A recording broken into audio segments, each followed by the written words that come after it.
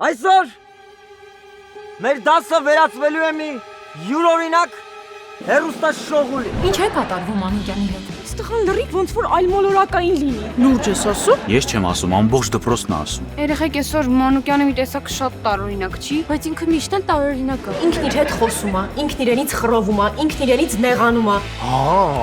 Այ դու նոր որ բան արի, ես նոր բան եղա։ 1609 թվականին Գալիլեո Գալիլեյն իր ձեռքով պատրաստեց նույնպիսի մի դիտակ, եւ այն առաջինը պատմության մեջ ուղղեց դեպի երկինք։ Վստահ եմ այսօր Մանուկյանը մեզ բոլորիս տանջելու է։ Լսի, անմարդկային տանջել է պրոստը երեխեքի։ Կարող եմ իմանալ ինչու եք երեխաներին ստիպել